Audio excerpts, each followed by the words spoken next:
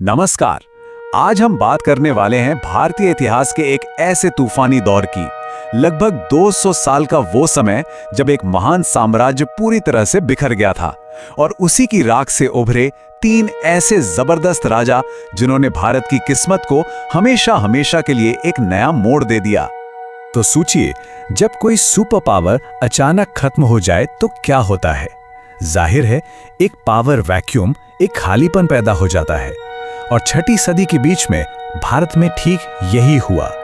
इस खालीपन को भरने के लिए सत्ता की एक ऐसी दौड़ शुरू हुई जिसने इस उपमहाद्वीप का नक्शा ही बदल कर रख दिया। तो चलिए देखते हैं कि आज हम क्या क्या कवर करने वाले हैं। हम अपनी कहानी शुरू करेंगे एक साम्राज्य के आखिरी दिनों से। फिर देखेंगे कि कैसे उत्तर में सत्ता के लिए होड़ मची और दक्षिण में कौन सी दो बड़ी ताकतें आपस में भिड़ रही थी। फिर हम जानेंगे कि क्या हुआ जब उत्तर और दक्षिण की टक्कर हुई, कैसे उनकी दुश्मनी युद्ध के मैदान से निकलकर पत्थर की इमारतों तक पहुंची और आखिर में कैसे एक बिल्कुल नए युग की शुरुआत हुई। तो चलिए शुरू करते हैं पहले हिस्से से, एक साम्राज्य के अंतिम दिन। और ये कहानी है गुप्त साम्राज्य के पतन की। लगभग 550 ईस्वी तक गुप्त साम्राज्य, जिसे कभी भारत का स्वर्ण युग कहा जाता था, वो पूरी तरह से अपने घुटनों पर आ चुका था। तो देखिए, गुप्त साम्राज्य का पतन किसी एक कारण से नहीं हुआ। ये तो जैसे एक परफेक्ट स्टॉर्म था। मतलब कई मुसीबतें एक साथ आ गई। बाहर से हूणों के लगातार हमले हो रहे थे, जिससे खजाना खाली हो गया। अंदर की बात करें तो स्कंदगुप्त के बाद जो भी शासक आए वो काफी कमजोर थे, जिससे सेंट्रल पावर बिखर गई। और इन सब के ऊपर से इकोनॉमी भी डूब रही थी। करेंसी की वैल्यू गिर गई और विदेशी व्यापार ठप पड़ गया। तो सवाल उठता है कि ये हूण आखिर थे कौन? ये मध्य एशिया की एक लड़ाकू जनजाति थी। इनकी एक ब्रांच, जिसे हेफ्थलाइट्स या सफेद हूण भी कहते हैं, बार बार उत्तर पश्चिम भारत पर हमला कर रही थी। सच कहें तो गुप्त साम्राज्य के ताबूत में आखिरी कील इन्हीं लोगों ने ठोकी थी। और ये जो पतन था, ये कोई एक दिन में नहीं हुआ। इसमें करीब करीब एक पूरी सदी लग गई। 455 ईस्वी में स्कंदगुप्त ने हूणों को खदेड़ा तो सही, पर इसकी बहुत भारी कीमत चुकानी पड़ी। 480 आते आते हूणों ने सारे डिफेंस तोड़ दिए और 550 ईस्वी तक जो कभी एक महान साम्राज्य था, वो छोटे छोटे राज्यों में टूटकर बिखर चुका था। चलिए अब कहानी को उत्तर की तरफ ले चलते हैं। गुप्तों के जाने से जो खालीपन आया था, उसने सत्ता के लिए एक जबरदस्त दौड़ शुरू कर दी। और इसी उथल पुथल और अराजकता के बीच से एक नया हीरो उभरा, जिसका नाम था हर्षवर्धन। गुप्तों के बाद उत्तर भारत का नजारा कुछ ऐसा था कि सब कुछ बिखर चुका था। कन्नौज के मुखरी, मगध के गुप्त और बंगाल के गौड़ जैसे कई राज्य आपस में ही लड़ रहे थे। ये एक बहुत ही अस्थिर और खतरनाक दौर था। और इसी उथल पुथल के बीच एक ऐसी निजी त्रासदी हुई जिसने इतिहास का रुख ही बदल दिया। एक राज्य के साथ धोखा हुआ, एक बहन को कैद कर लिया गया और एक सिंहासन अपने असली हीरो का इंतजार कर रहा था। ये वो नाटकीय माहौल था जिसमें युवा हर्षवर्धन का उदय हुआ। और सोचिए, सिर्फ 16 साल की उम्र में हर्ष ने बागडोर संभाली।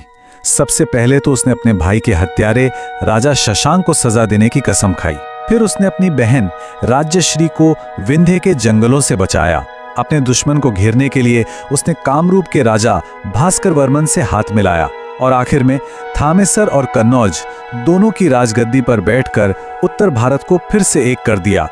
अच्छा, जिस वक्त उत्तर भारत में हर्ष अपना साम्राज्य खड़ा कर रहा था, ठीक उसी समय दक्षिण में एक अलग ही महायुद्ध की तैयारी चल रही थी। यहाँ दक्कन के पठार पर अपना दबदबा बनाने के लिए दो बड़ी शक्तियां आमने सामने थीं, चालुक्य और पल्लव। ये थे दक्षिण के दो बाहुबली। एक तरफ थे वातापी के चालुक्य, जिनके सबसे महान राजा थे पुलकेशिन द्वितीय, और दूसरी तरफ थे कांचीपुरम के पल्लव, जिनकी कमान थी नरसिम्हवर्मन प्रथम के हाथों में। चालुक्य पूरे दक्कन पर कब्जा करना चाहते थे, तो पल्लवों की नजर सुदूर दक्षिण पर थी। लेकिन ये दोनों लड़ क्यों रहे थे? इस लड़ाई के केंद्र में था रायचूर दोआब।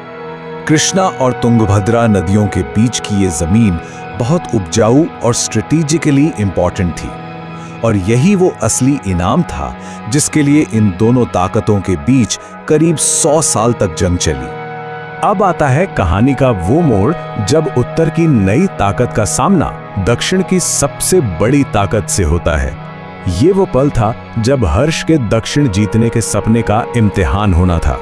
साल याद रखिएगा, 618 ईस्वी। ये वो साल था जिसने भारतीय इतिहास की धारा मोड़ दी, जब नर्मदा नदी के किनारे दो महान साम्राज्यों की सेनाएं आमने सामने खड़ी थीं। और नतीजा एकदम साफ। चालुक्य सम्राट पुलकेशिन द्वितीय ने हर्षवर्धन की विशाल सेना को करारी शिकस्त दी। इस एक लड़ाई ने हर्ष के दक्षिण विजय के सपने को हमेशा के लिए तोड़ दिया और नर्मदा नदी को अगले 1000 साल के लिए उत्तर और दक्षिण भारत के बीच की एक तरह की पॉलिटिकल बाउंड्री बना दिया। हर्ष की हार के बाद कहानी दक्षिण में ही सिमट कर रह गई, लेकिन यहाँ चालुक्य और पल्लवों की दुश्मनी और भी ज्यादा बढ़ गई। और ये सिर्फ युद्ध के मैदान की दुश्मनी नहीं थी, ये कला और वास्तुकला में भी एक दूसरे को टक्कर दे रहे थे। कह सकते हैं कि वे युद्ध में भी प्रतिद्वंदी थे और पत्थर में भी। ये लड़ाई कोई 1-2 साल नहीं बल्कि पूरी 1 सदी तक चली। कभी एक का पलड़ा भारी तो कभी दूसरे का। पुलकेशिन द्वितीय ने तो पल्लवों की राजधानी कांची पर लगभग कब्जा ही कर लिया था, लेकिन फिर 642 ईस्वी में पल्लव राजा नरसिंहवर्मन प्रथम ने ऐसा बदला लिया कि वातापी पर कब्जा करके पुलकेशिन को मार डाला। बाद में चालुक्यों ने वापसी जरूर की, लेकिन ये लड़ाई चलती ही रही। और मजे की बात यह है कि इनकी दुश्मनी सिर्फ युद्ध के मैदान तक ही नहीं थी, ये वास्तुकला यानी आर्किटेक्चर में भी एक दूसरे को टक्कर दे रहे थे। एक तरफ पल्लवों ने मामल्लपुरम में एक ही चट्टान को काटकर विशाल रथ और शानदार मंदिर बनाए, तो दूसरी तरफ चालुक्यों ने ऐहोल और बादामी जैसी जगहों को मंदिर वास्तुकला का गढ़ बना दिया, जहां उत्तर और दक्षिण दोनों के स्टाइल का एक कमाल का मिश्रण देखने को मिलता है। तो इन 200 सालों की लड़ाइयों, जीतों और इस जबरदस्त क्रिएटिविटी के बाद भारत में एक नया पॉलिटिकल बैलेंस बना। ये एक नए युग की सुबह थी, एक नई शुरुआत। तो 750 ईस्वी तक आते आते इंडिया का पॉलिटिकल मैप कैसा दिखता था? बिल्कुल बदला हुआ। उत्तर में हर्ष का साम्राज्य अब बिखर चुका था। दक्कन में चालुक्यों की जगह राष्ट्रकूटों ने ले ली थी। अब भारत एक सेंट्रल पावर वाला देश नहीं, बल्कि कई शक्तिशाली क्षेत्रीय राज्यों का एक समूह था। तो आखिर इस पूरे तूफानी दौर से हमें विरासत में क्या मिला? बहुत कुछ।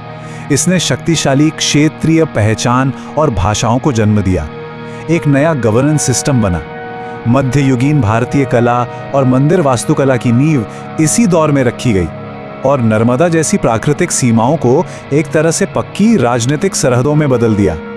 ये भारत के क्लासिकल युग से मध्ययुगीन युग में जाने का एक बहुत बड़ा टर्निंग पॉइंट था। तो यहाँ हम एक बहुत ही दिलचस्प सवाल के साथ इस चर्चा को खत्म करते हैं। इन नई क्षेत्रीय शक्तियों में से कौन सी वो ताकत थी जो भारत का अगला महान साम्राज्य बनाएगी? ये एक ऐसी कहानी है जो हमें पाल, प्रतिहार और राष्ट्रकूटों के दौर में ले जाती है, लेकिन वो कहानी फिर कभी। अगर आपको वीडियो इन्फॉर्मेटिव लगी हो तो लाइक जरूर करें और वीडियोस के लिए चैनल को सब्सक्राइब करना ना भूलें।